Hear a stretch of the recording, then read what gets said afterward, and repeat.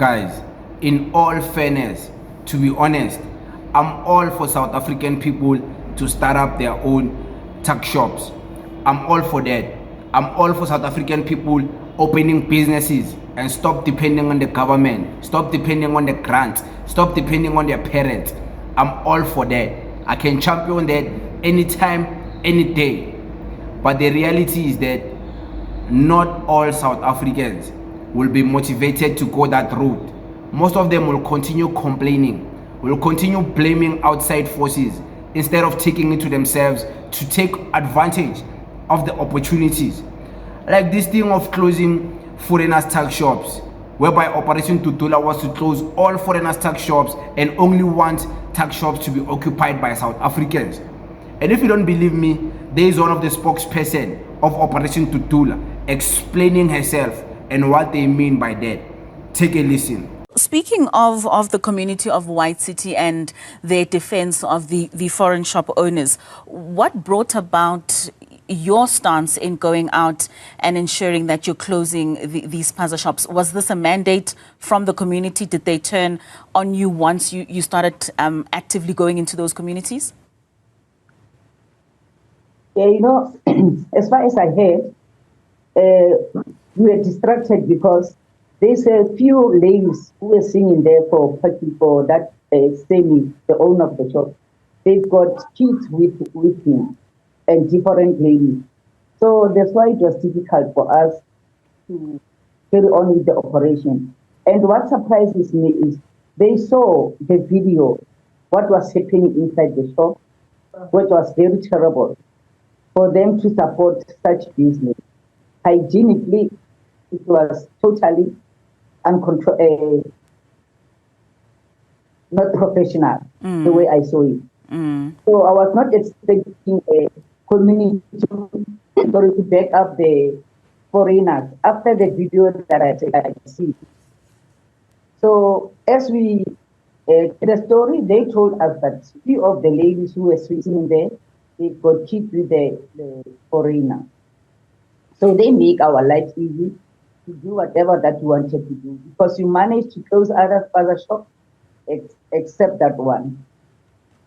When you embark on this protest and the closure of some of these foreign Spaza shops, what are some of the grievances expressed by the residents of Soweto with regards to the activities that happen in and around these Spaza shops? What I can say is,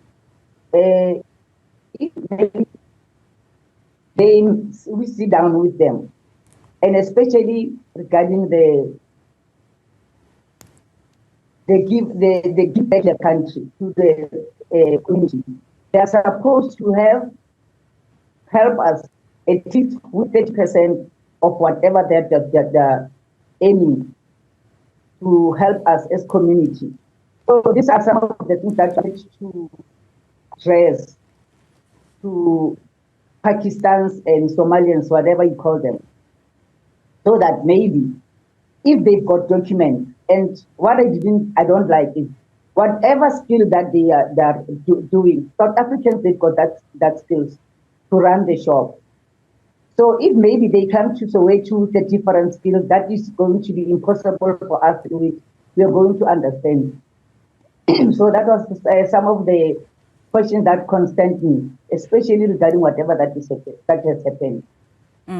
So, Ma'am Nancy, I'm not sure, there's a bit of an unclear line between you and I, but just to clarify, you spoke of 30% of profits that are expected from the foreign shop owners. I'm assuming this is to have a social compact with the community, maybe in a way that they're giving back. Would this also be an expectation if it was locals running those Spaza shops?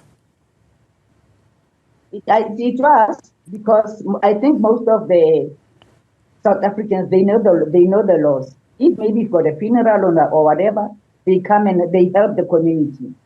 So there's nothing that you are achieving from them. Nothing else. I Nizwele, Operation DUDULA, one of the ladies, wonderful ladies, very articulate. But is what you're articulating gonna resemble the reality you're trying to create? Have you gave people the education the business education as to how to run a Spaza shop? Have you made people aware of the business risk that come with running a tuck shop? Have you made people aware of the financial risk of investing in a tuck shop? Yeah, it's all fine whereby you are just wishing South Africans start their own. It's fine to wish. There's nothing wrong. You can wish. Everybody wish. I wish I had 1 million subscribers. It's a wish. But is it resembling the reality? It's not. So I have to take it step by step until I reach there. So you wish South Africans could occupy tuck shops and it be their own tuck shops. The reality is, and the question that is going to be based in reality from me as Decent Q, have you given South Africans the political education, not even political education, business education of running a Spaza shop? Have you taught them about the risk, financial risk? Have you taught them how to open a business? Where do they go? Do they know CIPC? Have you taught them about how to pay rent? The risk of paying rent and starting a tuck shop maybe for the coming 3 months and still not see the return on your investment? Have you showed them the prices of buying a fridge? Have you showed them the prices of building a nice shop or maintaining the shop, designing it? Have you given them different ways to see the reality of running this tuck shop? Or you are just throwing them to the wolves? You are closing all foreigners' tuck shops and you want them to occupy without the knowledge, without the wisdom, without the understanding of what they will be doing. Because that way, you're only destroying the market and the society. Sooner or later, some South Africans will start the tuck shop, they won't maintain it, they won't sustain it, because it's not a lot of profit in the beginning. So are you going to be able to continue doing this business even though you know you are running at a loss? Or maybe you're going to resort to your old ways, you're going to drink that money, you're not going to sustain the shop. So all I'm saying is that it's cool to wish, it's cool, I wish South Africans, I also wish that. But the reality is that it won't happen as we wish.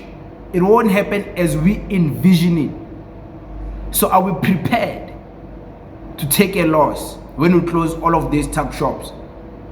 Because do most of these South Africans have the finances to go and jumpstart a tuck shop? Do they have the money? Do they have the willingness? Do they have the entrepreneurial skills? Do they have the passion? Do they have the business mindset? Do they have the resilience to keep on pushing through even when it's tough, when the money is not made? Such education, such political building and business building, lectures must be held, teaching our young South Africans these things. And then when you finally close all of these foreigners' tuck shops, you know how you have the best of the best. The numbers are there, they will equip, they will enter the space, they will flourish. But until then, we're envisioning a doomsday market, a doomsday Spaza shop. Prices will go up. South Africans will sell things so expensive. You'll wonder what happened. But it is what it is. Only time will tell. I don't believe Operation DUDULA will close foreigners' Spaza shops. But in an ideal world, if they had to, are they prepared to give people the education? It is what it is. Thank you very much.